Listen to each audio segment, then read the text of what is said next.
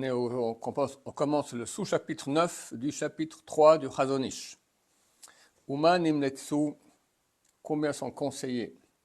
Imre Yosher, les paroles droites. Dibrot Kocho, les paroles saintes. Chez la Gris, Zacher Tzadlik Livracha Lechaya Olam Haba. Les paroles du Gris, de mémoire bénie au paradis. Le Gris, c'est Agaon Rabbi Israël Salanter. Donc c'était hier d'ailleurs l'anniversaire du décès. C'est un grand de la génération, vivait il y a 150 ans environ, qui a mis beaucoup d'accent sur le Moussar, l'étude du Moussar, et aussi, surtout, dans la relation entre l'homme et son prochain. À la fin de sa vie, il est venu en France, à Paris, pour essayer de faire tchouva, parce que ça commençait déjà à 150 ans, la chute totale. Et bon, il a essayé de faire ce qu'il pouvait. Je crois qu'il est décédé pour venir à Paris. Alors, il a écrit Bigarto Bazé, dans sa lettre. Il y a des lettres du Gris. Et voici ces paroles là-bas. Imomnam bisuret trefot basar bechalav.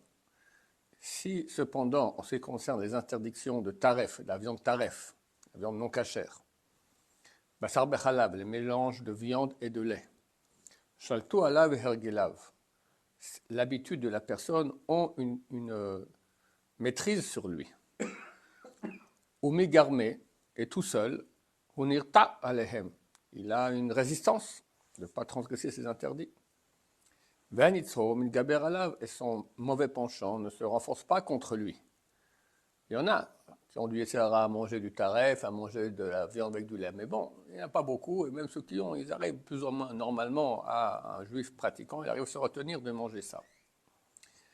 Le Umadze, par contre, en ce qui concerne les choses qui sont entre l'homme et son prochain, Bachalakot, il y a à avoir,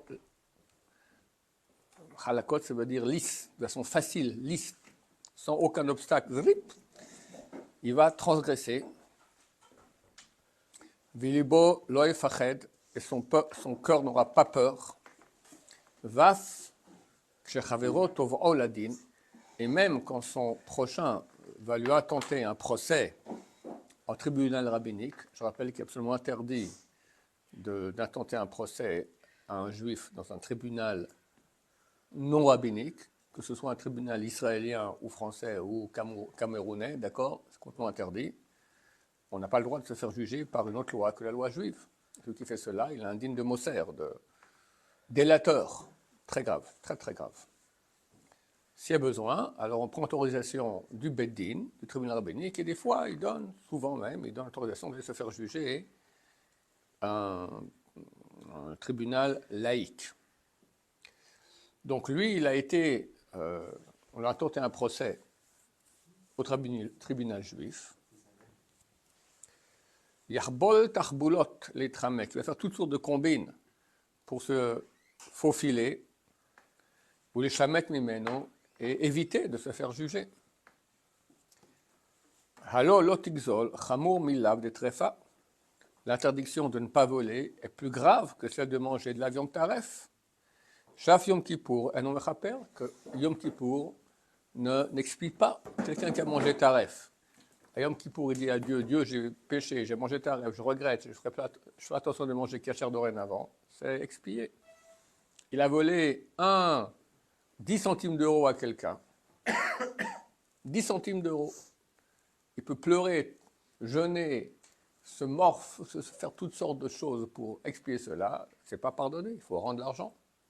Il faut rendre l'argent. Donc c'est beaucoup plus grave que manger taref.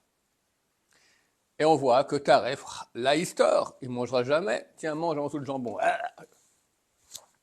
Mais maintenant, tu as une histoire avec ton prochain juif, d'accord, et tu n'as pas forcément raison. Viens, tu vas te faire juger. Il ne veut pas. Et le jugement du tribunal, c'est la parole de Dieu, d'accord. Et il va tout faire pour montrer qu'il a raison. Et peut-être même mentir. Shem Ishmor, c'est tordu. Et c'est ce dont le Rav parle. Vekol shalpi hadin en adavar shelo. Et tant que d'après la loi, la chose ne lui appartient pas. Zebechla, la gzela, c'est une chose volée. Bechol zot, les fiches en hergel matmid, bishemrat adin. Et néanmoins, vu qu'il n'y a pas ici une habitude continue de faire attention à la loi, nafsho ne'ederet, son âme est vide, mikinyan, de l'acquis, hamakne et havat hamishpat ou pahadato, de l'acquis qui donne l'amour de la loi et la peur de la loi. Comment tu oses avoir chez toi une chose qui ne t'appartient pas? C'est extrêmement grave. Pardon? Une canette? Mais c'est extrêmement grave. Le vol du non-juif est plus grave que le vol du juif. Une canette? C'est tellement dommage d'aller en enfer pour une canette. Et si c'est un vol d'un juif, on revient en Gilgoul pour une canette. Revenir en Gilgoul pour une canette. C'est pas idiot? De nouveau naître, de nouveau la maternité, de nouveau les mots dedans, après aller à l'école, faire le bac, tout ça pour une canette. Quelle souffrance! Pas de canette.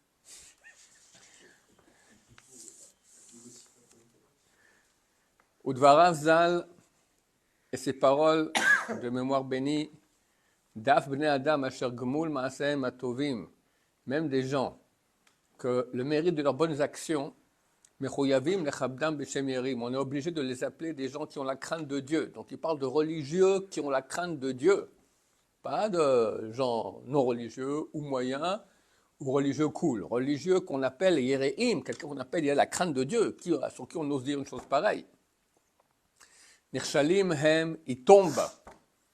Bishmat tout minadin shebenon le ben reo, en se défilant dans la loi qui concerne l'homme et son prochain. Et c'est un axe très, très, très courant. Il va manger avec un hercher super, super grand, il a toutes sortes de chumorot dans toutes sortes de domaines. Mais le vol, et en général, ben amchavero, mais le vol n'existe plus. Alors, comme je dis, il ne va pas aller voler dans la poche de son prochain. Mais il y a beaucoup d'autres moyens de voler. Énormément. C'est terrible. Terrible. C'est très dur d'avoir les mains propres. Il faut faire très, très attention.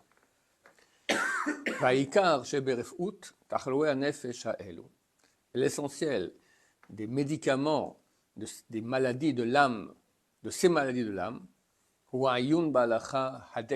c'est analyser la halakha hadeketev, en broyant bechol pirte seifeya, dans tous les détails de ces alinéas, yashrishu bekirbo, choses qui vont enraciner dans son corps, ahavat adin bemuchlat, l'amour de la loi de façon absolue. Quand tu étudies, tu commences à faire attention. Et sinon, tu ne fais pas attention, ça va, c'est pas grave. On a des petits tchoupchiks, je ne sais pas dans ma poche ici, une petite pastille comme ça, qu'on met sur la machine au mikvé. Quelqu'un qui a un abonnement pour mikvé, comme ça il peut rentrer, il paye une fois par mois. Des fois quelqu'un te demande, je peux rentrer avec toi? Alors si tu le fais rentrer, et lui ne va pas payer, c'est toi le voleur. Alors des gens sur qui j'ai confiance, des fois non, des fois je dis non, des fois je n'ose pas dire non. Je fais rentrer, je paye, parce que j'ai de forte suspicion qu'il ne va pas payer. Puis un d'ailleurs m'a dit, mais c'est rien, c'est un peu d'eau, qu'est-ce qu'il faut payer une fortune pour un peu d'eau? Alors d'un côté il a raison, parce que c'est pas parce qu'il est rentré dans l'eau qu'il a pris quelques gouttes. Ouais. Peut-être c'est douché aussi, c'est vrai. Mais c'est un voleur à main armée. Il est venu en Gilgoul pour un mikvé. Tu fais une mitzvah et tu fais du vol comme ça. Et ceux qui sont sous la douche au mikvé pendant 10 minutes. Hein? Mettre un prix trop élevé dessus, c'est pas du vol. Tu veux pas, prends pas. Je t'ai obligé. Par rapport en plus à la France, c'est pas élevé. Même si c'est élevé. Moi, j'ouvre un mikvé spécial, d'accord. On fournit une serviette, je demande 500 shekels pour l'entrée. À la place de 15, à la place de 7 shekels. 500 shekels. Tu veux pas, viens pas. Je t'ai obligé. Comment t'as pas le choix? Ça manque de mikvé? J'ai que ça en face de moi comme solution. Ce que tu me dis maintenant, c'est quelqu'un qui est pauvre et qui a faim. Il dit, il y a des riches, il y a des pauvres, je vais voler. Il n'y a aucune légitimation. Aucune. aucune au vol. Seulement si c'est un danger de mort, tu peux voler et tu prends la condition que dès que tu peux, tu rends.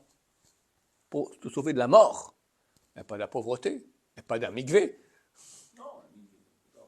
D'accord?